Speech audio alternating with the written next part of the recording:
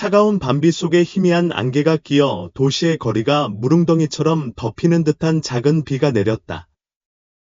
마른 여자가 폭풍이 닥치기 전에 재빨리 집으로 가려고 고철 수레를 끌고 다녔다. 서연은 어린 딸 지수를 키우기 위해 고철을 모아 생계를 유지하는 싱글맘이다. 오늘도 서연은 평소와 마찬가지로 보도에 버려진 플라스틱 병과 폐지 조각을 부지런히 모았다. 그녀는 집에서 딸이 배고픈 채로 앉아서 어머니가 집에 돌아오기를 순진한 눈으로 기다리고 있다는 것을 알고 있었습니다. 강한 바람 때문에 그녀의 야른 셔츠가 몸에 달라붙어 뼈까지 차가웠다. 갑자기 큰 소리가 두꺼운 비의 막을 깼다. 서연은 깜짝 놀라 돌아보았다. 바로 모퉁이를 돌자마자 검은색 고급 승용차가 통제력을 잃고 도로변의 가로등에 정면으로 충돌했습니다. 차의 앞부분은 움푹 들어갔고 앞유리는 금이 갔으며 안에서는 헤드라이트의 희미한 빛이 움직이지 않는 얼굴에 비춰졌습니다. 서연은 고철 카트를 던져버리고 차로 달려갔다. 차 문은 굳게 닫혀 있었고 공기 중에는 가솔린이 새는 냄새가 짙게 풍겼으며 숨쉬는 순간마다 위험감이 스며들었다. 하지만 그녀는 주저하지 않고 온 힘을 다해 문을 밀려고 했지만 소용이 없었습니다. 그녀는 주위를 둘러보더니 온 몸을 사용해 차에 몸을 밀착시켰고 손을 긴장시켜 문을 부수려고 했다. 차 안에는 중년 남성이 있었는데 셔츠는 피투성이었고 눈을 감고 있었습니다. 서연은 어깨를 저으며 다급한 목소리로 말했다. 내 말 듣고 있니? 그 남자는 눈을 살짝 떴고 시선은 흐릿했지만 그는 비에 젖은 그녀의 얼굴을 흘낏 보았다. 그는 아무 말도 하기 전에 다시 기절해 버렸다. 서연은 재빨리 안전벨트를 풀고 그를 끌어냈다. 제가 차에서 몇 미터 내린 순간 큰 폭발음이 거리 전체를 뒤흔들었습니다. 차가 폭발하면서 불길이 맹렬하게 치솟았습니다. 서연이는 보도에 쓰러져 숨을 헐떡이며 심장이 쿵쾅거렸다. 하지만 다른 남자는 아직 살아있습니다. 멀리서 구급차와 경찰 사이렌 소리가 들렸다. 그녀는 재빨리 일어나서 바닥에 누워있는 의식을 잃은 남자를 흘끗 보았다. 그녀는 너무 개입하면 안 된다는 것을 알고 재빨리 떠났고 그 남자를 구급차의 빨간색과 파란색 불빛에 에워싸인 채로 집으로 급히 돌아갔습니다. 서연은 어린 지수가 찢어진 테디베어를 꼭 껴안고 낡은 의자에 누워 잠이 드는 것을 보았다.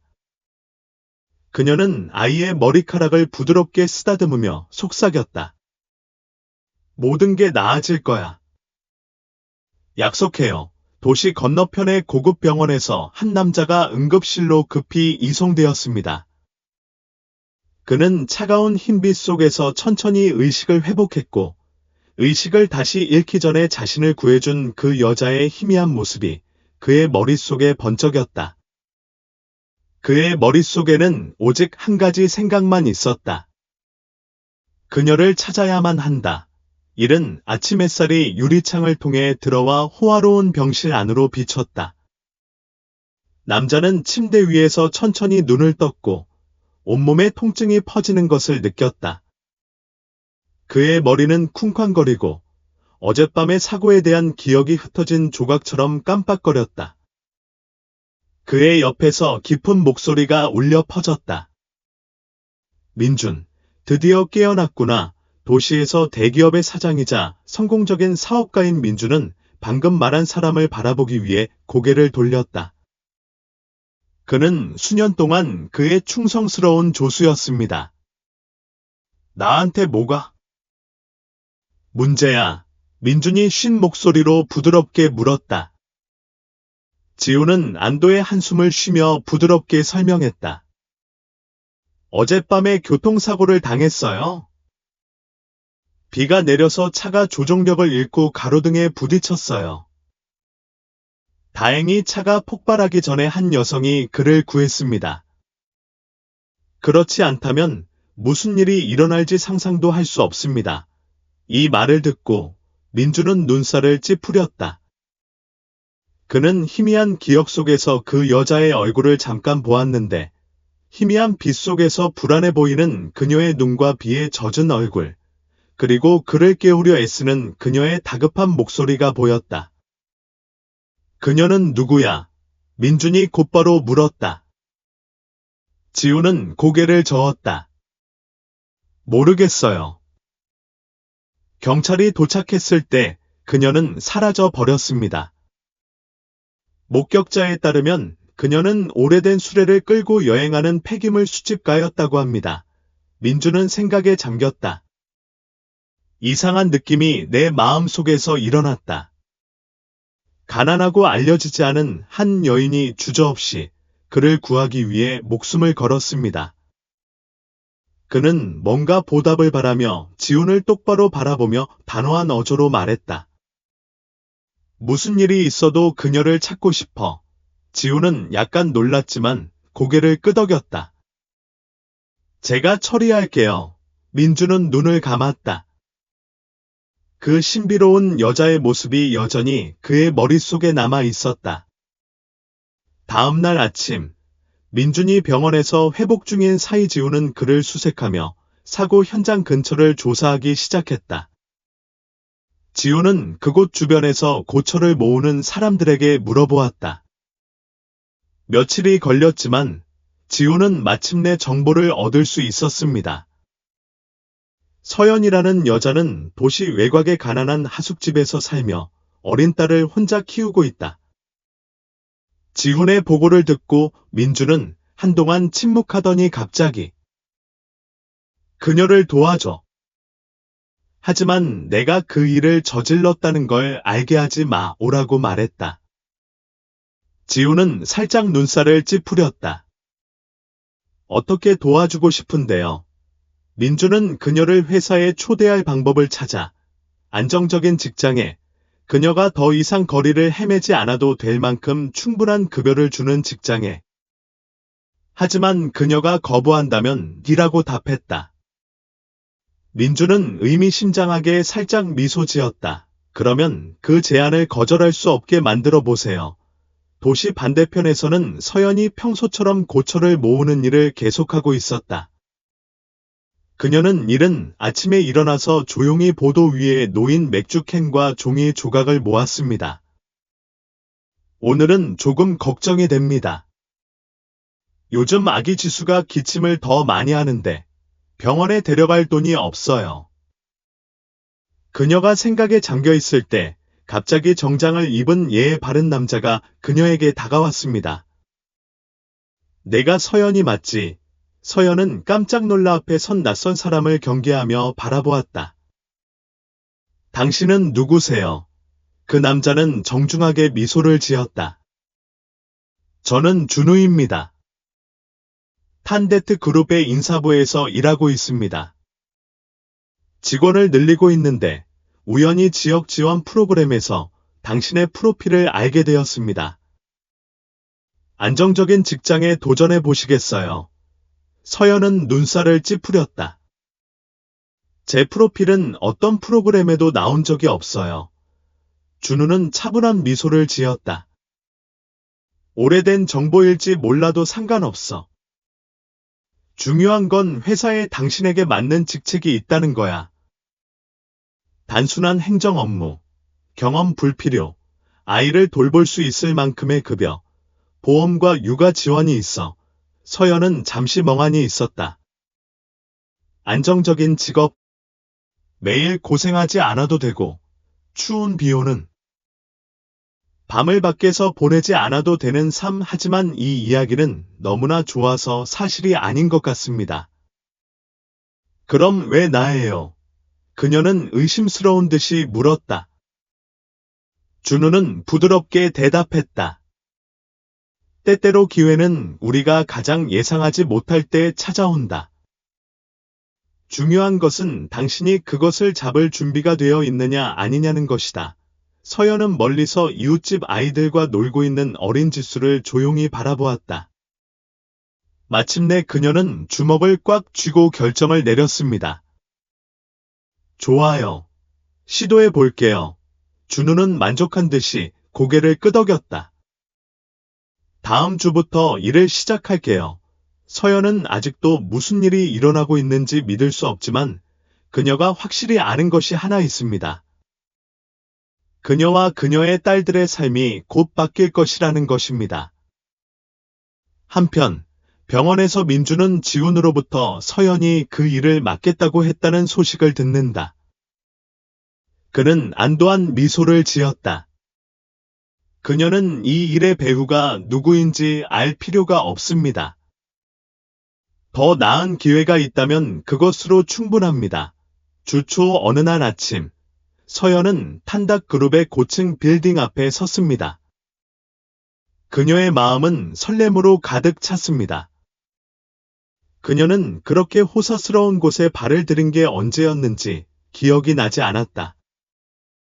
평생 동안 그녀는 작은 골목길, 쓰레기 매립지, 길거리 상인들만 알고 지냈습니다. 하지만 오늘날 그녀는 더 이상 이름만으로는 폐기물 수집가가 아닙니다. 서연은 이웃집에서 빌린 셔츠를 고쳐 입은 뒤 심호흡을 한 뒤 현대적인 리셉션 데스크로 들어갔다. 불빛은 밝았고 모든 것이 그녀에게는 낯설었습니다. 깔끔한 교복을 입은 젊은 소녀가 전문가처럼 미소를 지었다. 서연 씨 맞나요?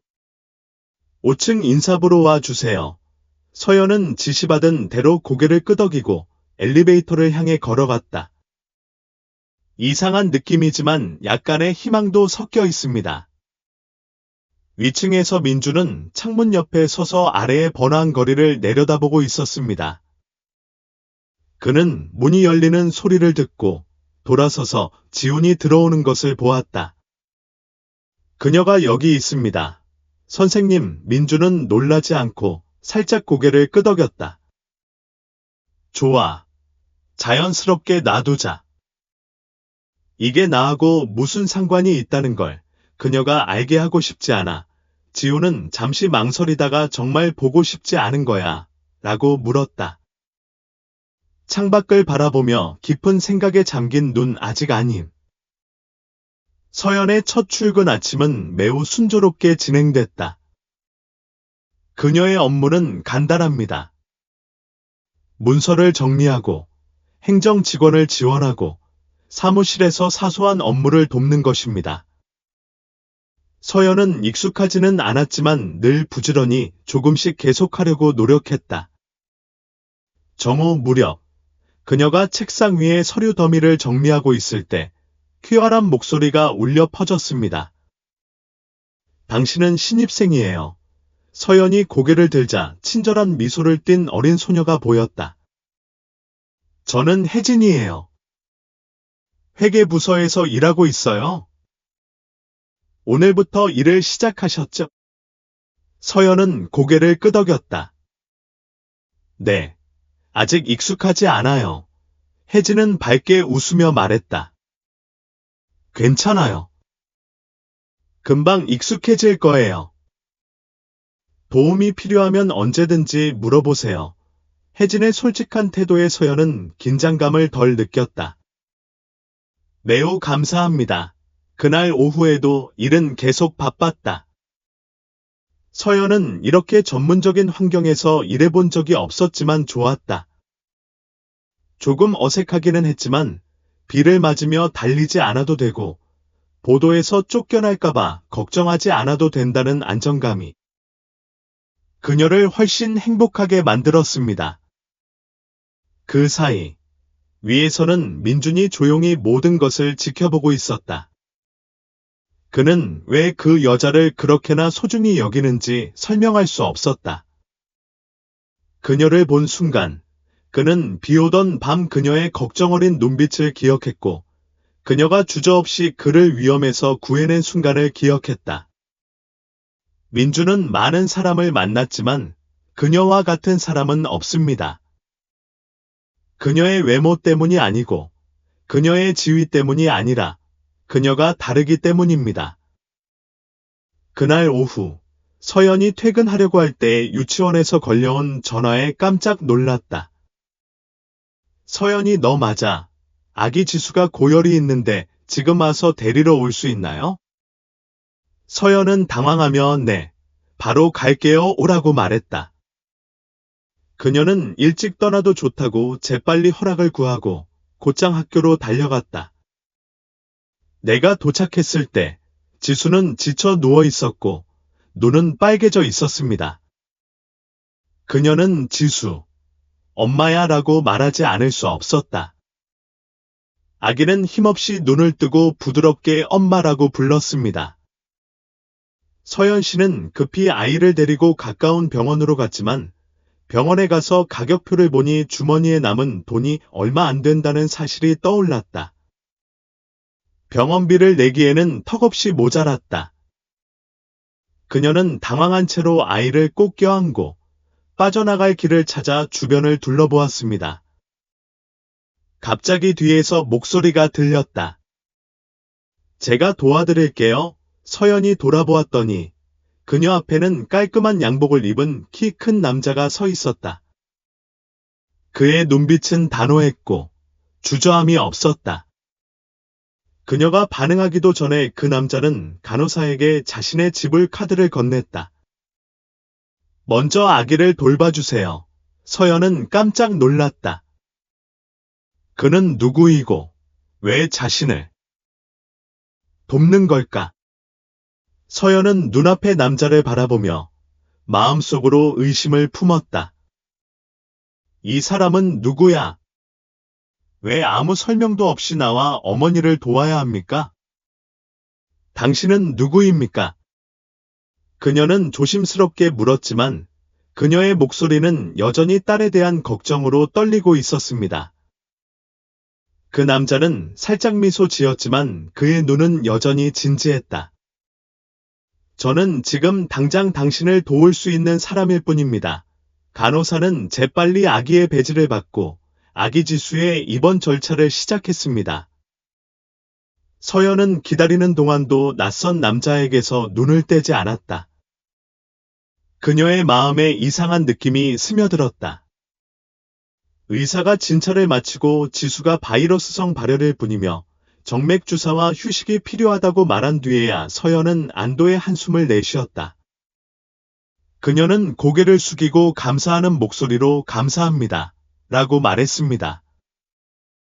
당신이 없다면 나는 정말 무엇을 해야 할지 모르겠어요. 그 남자는 손을 흔들며 말했다. 고맙다고 말할 필요 없어요.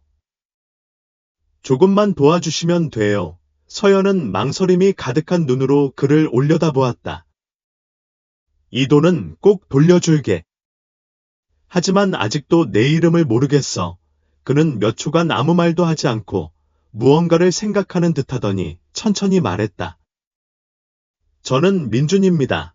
서연은 그 이름을 듣고 이 남자가 바로 전날 비오던 밤에 자신이 구했던 남자라는 것을 깨닫지 못했다. 그날 밤 어린 지수가 병원 침대에서 깊이 잠들었을 때 서연은 조용히 복도로 나가 민준을 찾아갔다.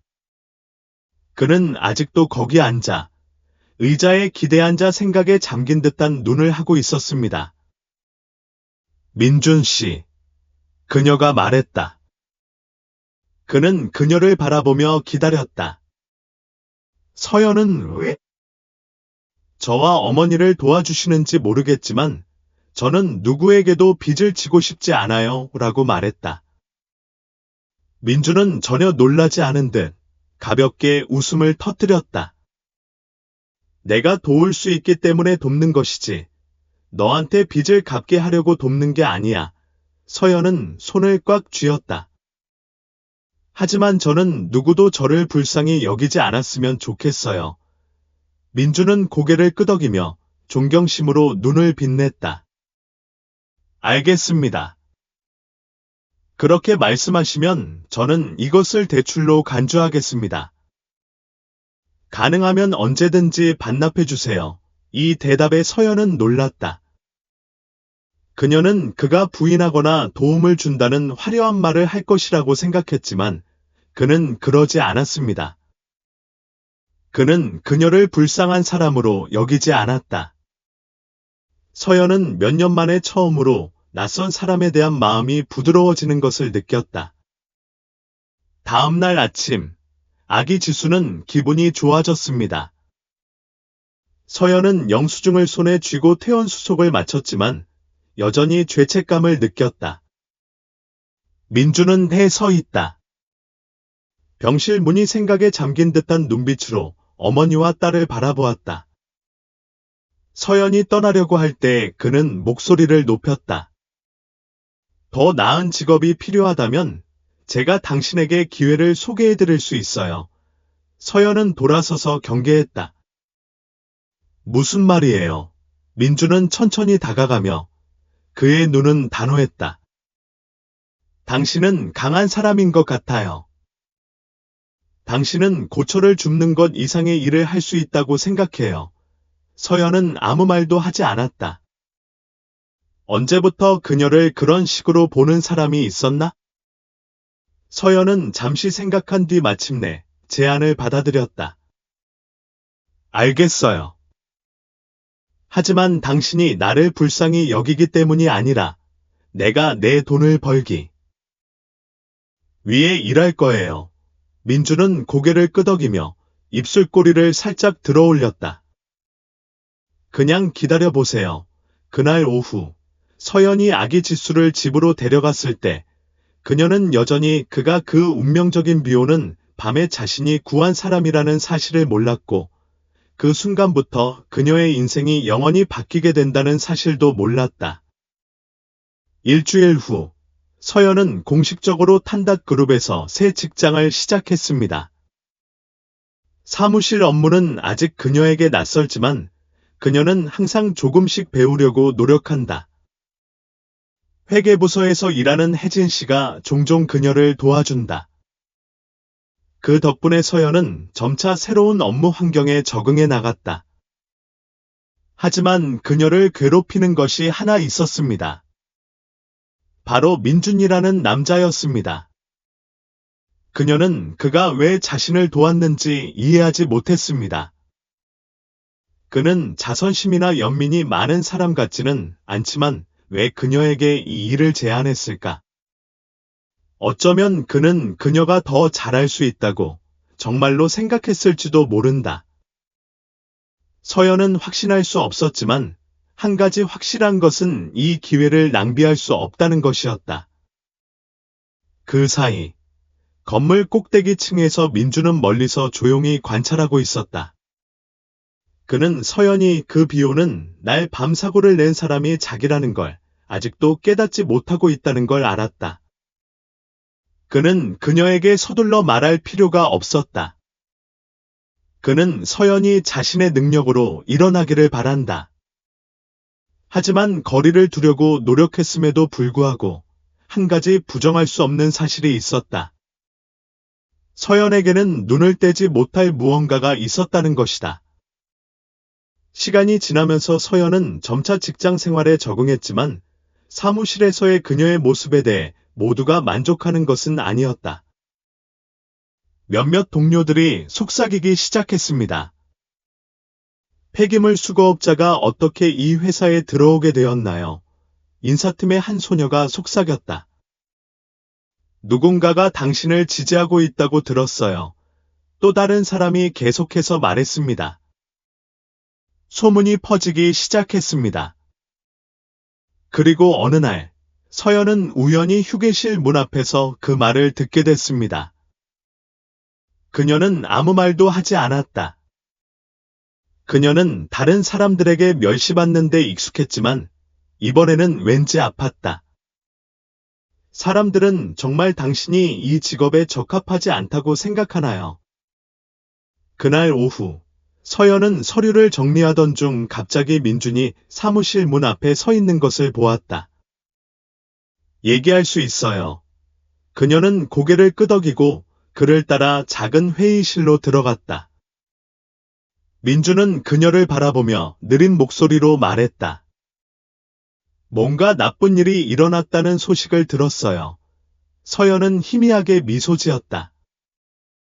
무슨 얘기를 하는 건가요? 민주는 솔직하게 대답했다. 너에 대한 소문. 서연은 손을 꽉 쥐었다. 나는 익숙해요. 하지만 당신이 이런 일을 겪게 하고 싶지 않아요. 그녀는 의심으로 가득 찬 눈으로 그를 올려다보았다. 왜 신경 쓰세요? 민주는 잠시 침묵한 뒤 말했다. 당신이 이 기회를 얻을 자격이 있다는 걸 알기 때문이죠. 서연은 웃었지만 그 미소는 약간 씁쓸했다. 정말이야. 아니면 나는 그저 동정이 필요한 쓸모없는 사람일 뿐인가? 민주는 눈살을 찌푸리며 진지한 표정을 지었다. 내가 그렇게 생각했다면 당신을 여기서 일하게 하지 않았을 겁니다.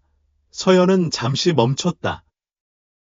그녀는 그의 눈을 들여다보았고 그에게는 동정심도 가식도 없었다.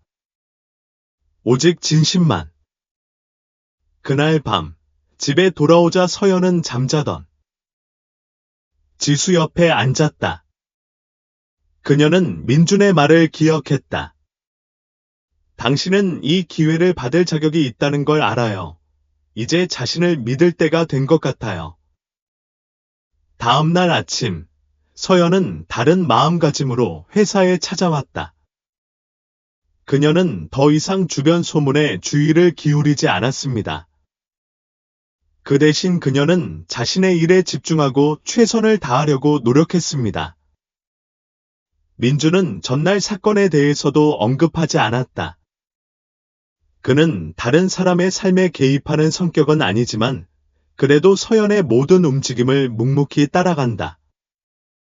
어느 날 서연이 서류 더미에 분주히 매달려 있을 때 서연의 눈이 밝아졌다. 오늘 회사에서 중요한 회의가 있었기 때문이다. 민준 선생님께서 직접 방으로 내려가서 진행 상황을 확인해 주실 겁니다. 서연은 깜짝 놀랐다. 그녀가 회사 공식 행사에서 그를 만날 기회를 얻은 것은 이번이 처음이었습니다. 왜인지는 알 수 없었지만 민준이 회의실에 들어오자 갑자기 가슴이 쿵쾅거렸다. 모두가 즉시 일어나 그를 맞이하고 고개를 끄덕여 대답했다. 그리고 그는 의자에 앉았다. 서연은 병원에서 그를 만났지만 그가 리더 역할을 하는 모습을 보고야 그의 카리스마를 실감했다. 목소리를 높이거나 권위를 보일 필요는 없습니다. 단지 날카로운 눈빛과 차분한 목소리에 회의장 전체가 진지해졌습니다. 서연은 감히 그를 똑바로 쳐다보지 못했지만 그녀가 고개를 들 때마다 민준의 시선이 그녀를 향하는 듯했다. 회의가 끝나자 그도 떠났다. 하지만 떠나기 전 그는 서연에게 계속 좋은 일 하세요 라는 생각을 갖게 하는 말을 했다. 문장은 짧지만 진심 어린 격려의 말 같습니다. 서연은 마음이 조금 따뜻해지는 것을 느꼈다. 그날 밤 집에 돌아온 서연은 문득 민준에 대한 생각이 더 많아졌다. 그는 지수가 아플 때 그녀를 도와준 사람일 뿐만 아니라 그녀에게 인생을 바꿀 수 있는 기회를 준 사람도이기도 했습니다. 하지만 그녀는 아직도 이해하지 못하는 것이 하나 있었습니다. 그는 왜 그녀를 도왔을까요?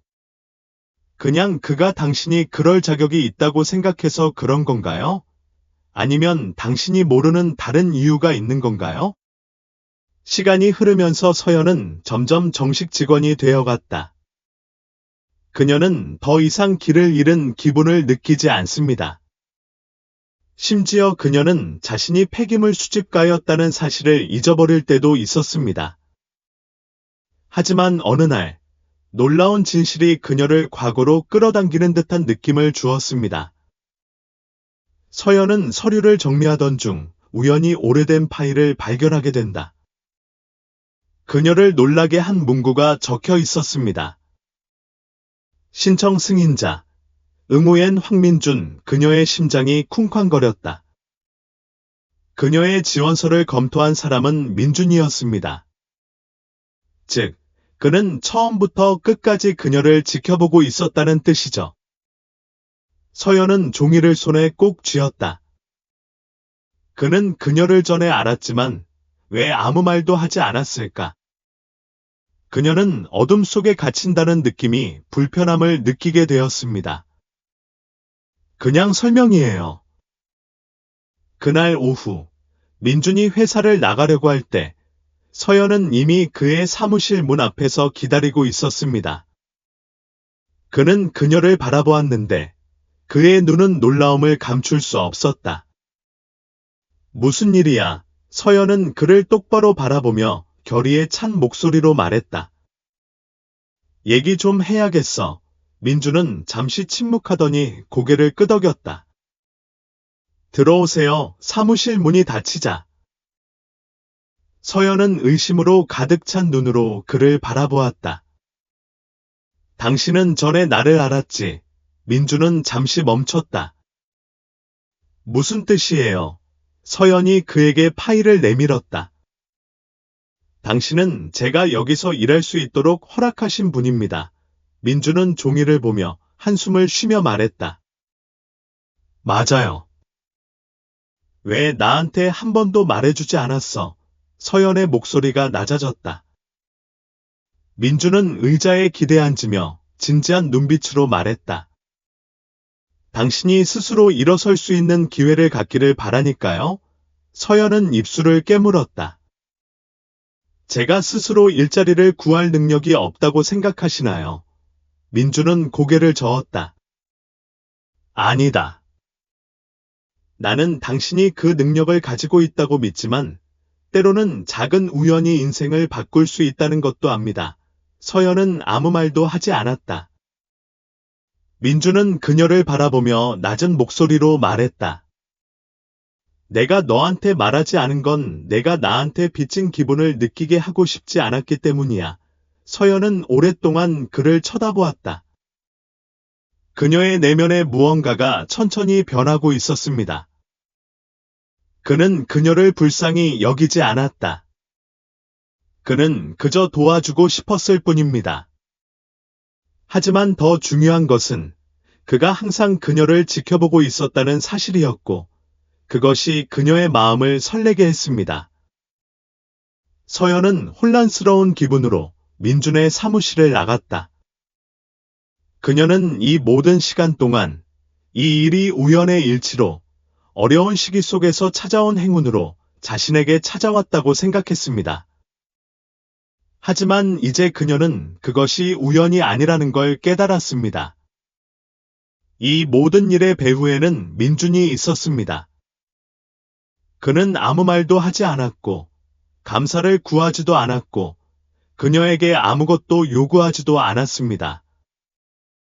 하지만 왜 그럴까? 왜 당신 같은 사람이 나 같은 사람에게 관심을 가져야 하나요? 서연은 대답이 없었다. 하지만 그녀는 한 가지 깨달은 게 있었다. 원하든 원치 않든 그녀는 더 이상 민준을 낯선 사람으로 볼 수 없다는 사실이었다. 다음 날 회사에 도착한 그녀는 일에 집중하려고 노력했지만 민준의 모습이 여전히 그녀의 머릿속에 남아 있었다. 친한 동료인 혜진은 언니의 이상함을 금세 알아차렸다. 서연아, 왜 그래? 그는 뭔가 끔찍한 생각을 하고 있는 것 같아요. 서연은 깜짝 놀라 재빨리 고개를 저었다. 아무것도 아니에요. 혜진은 믿을 수 없다는 듯이 눈을 가늘게 뜨며 말했다. 사장님과 관련이 있다고는 말하지 마세요. 서연은 잠시 말을 멈추었다. 왜 그렇게 생각하세요? 혜진은 웃으며 말했다. 모두가 못 봤다고 생각했어. 민준 사장은 회사 내 누구에게도 그런 식으로 신경을 쓴 적이 없습니다. 너는 정말 특별해. 서연은 얼굴을 붉혔다. 무슨 말도 안 되는 소리를 하는 거야. 그녀의 마음은 혜진의 말이 이유 없는 것이 아니라는 것을 부인할 수 없었다. 민준이가 그녀에게 많은 도움을 주었고, 말로 표현하지 않았더라도 말로 표현하지 않아도 느낄 수 있는 것들이 있었습니다.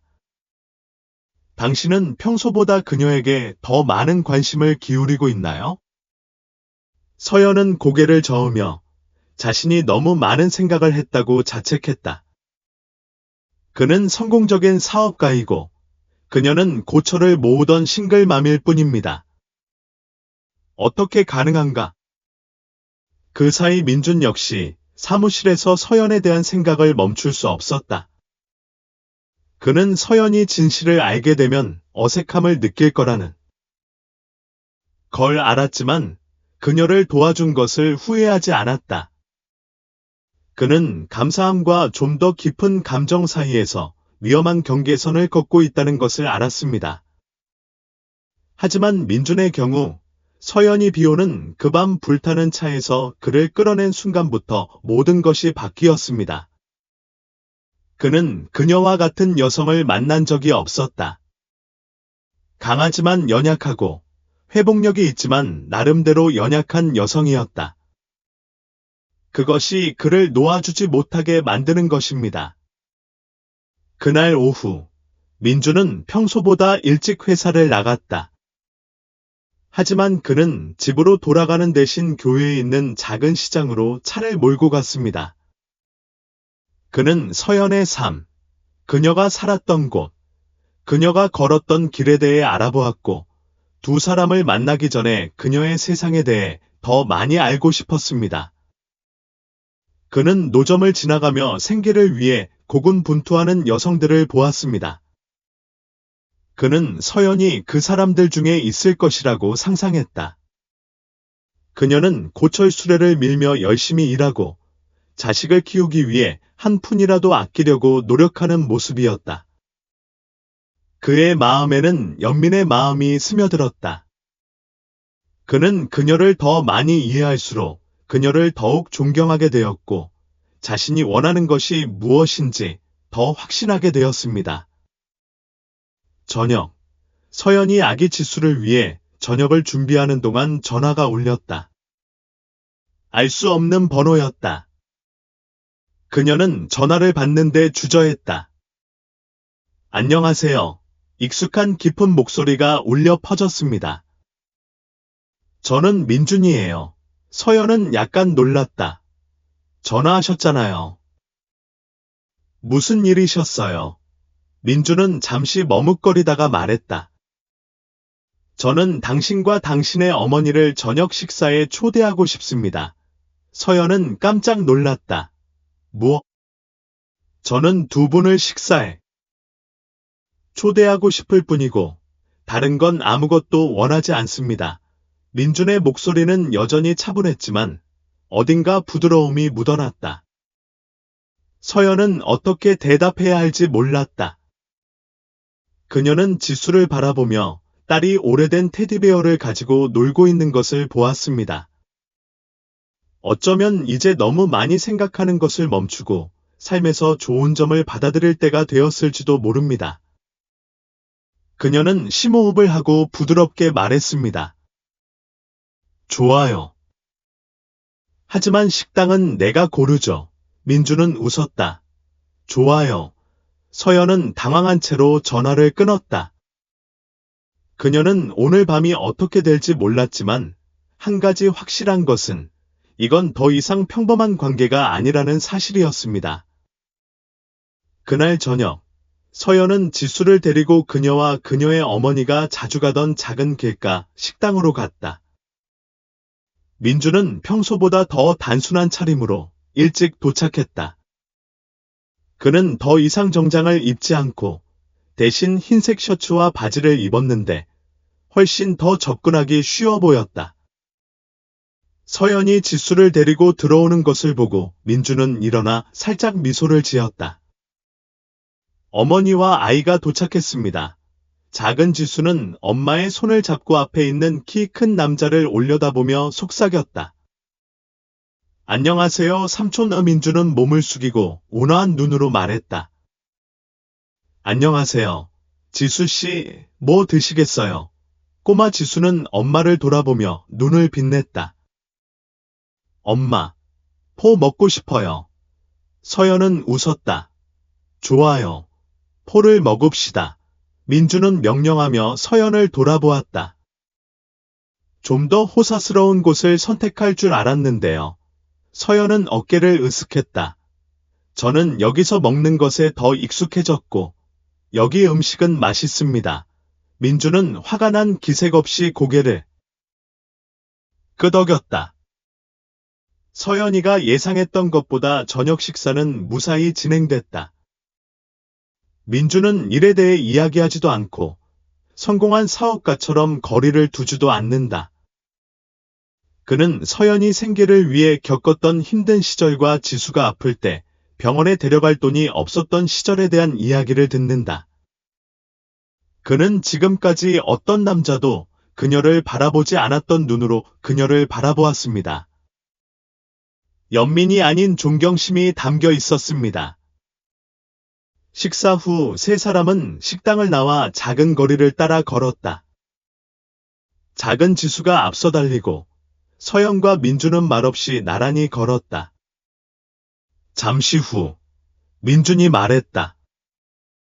저는 이런 저녁을 언젠가 경험하게 될 거라고는 생각지 못했어요. 서연은 그를 바라보며 눈살을 찌푸렸다. 무슨 뜻이에요? 민주는 심호흡을 했다. 저는 제 삶이 이를 중심으로 돌아간다고 생각했지만 당신을 만난 후로 그보다 더 중요한 것들이 있다는 걸 깨달았어요. 서연은 아무 말도 하지 않았다. 민주는 멈춰서서 그녀를 바라보았다. 내가 왜 당신을 도왔는지 아세요? 서연이 눈을 깜빡였다. 가슴이 더 빨리 뛰었다. 민주는 따뜻한 목소리로 말을 이었다. 당신이 나를 구해줬기 때문만은 아니고 당신을 강한 여성으로 보기 때문이야. 당신과 같은 사람을 만난 적이 없어. 서연은 고개를 숙였다. 그녀의 마음은 혼란스러웠다. 그녀는 과거의 남자들로부터 너무나 많은 거짓말과 약속을 들어왔습니다. 하지만 민준에게는 진심만 느껴졌어요. 하지만 그게 무슨 뜻인가요? 서연은 더 이상 생각할 여유가 없었다. 무슨 말을 해야 할지 모르겠어요. 그녀는 부드럽게 대답했다. 민주는 가볍게 미소 지었다. 아무 말도 필요 없어요. 그냥 내 진심이라는 걸 알아주셨으면 좋겠어요. 서연은 망설임이 가득한 눈으로 그를 올려다보았다. 진심이에요. 믿어야 할까요? 어린 지수가 엄마의 손을 잡고 달려가며 제잘거리자 서연은 지금 당장 결정을 내릴 필요가 없다는 걸 깨달았다. 일이 자연스럽게 일어나도록 두세요. 민주는 서두르지 않습니다. 그는 서연처럼 상처받은 사람에게 신뢰란 점차적으로 쌓아야 하는 것이라는 걸 알았고 기다릴 용의가 있었습니다. 서연과 민준의 관계에 미묘한 변화가 생긴다. 그들은 완전히 친구 사이는 아니고 완전히 아는 사이도 아니다. 그들 사이에는 눈에 보이지 않는 실 같은 것이 있었지만 그 어느 때보다 더 분명했습니다. 민주는 너무 공격적이지도 너무 멀지도 않은 적당한 거리를 유지했다. 서연이 필요로 할 때마다 그는 항상 거기에 있었지만 그녀가 그의 관심을 받도록 강요한 적은 없었다. 서연은 다르다. 그녀는 자신의 감정을 어떻게 처리해야 할지 모릅니다. 지금까지 그녀는 모든 것을 스스로 처리하는 데 익숙했고 남자들의 고통과 헛된 약속에 익숙했습니다. 하지만 민주는 그녀가 만난 사람들과는 달랐다. 그는 인내심이 있었고 진실했으며 가장 중요한 것은 그녀를 구원받아야 할 약한 여자로 보지 않았다는 것입니다. 그는 그녀를 사랑받을 가치가 있는 사람으로 본다. 어느 날 서연은 지수의 유치원으로부터 전화를 받는다. 서연 자매님, 오늘 학교에서 학부모 선생님 회의가 있어요. 당신이 올 수 있도록 주선할 수 있나요?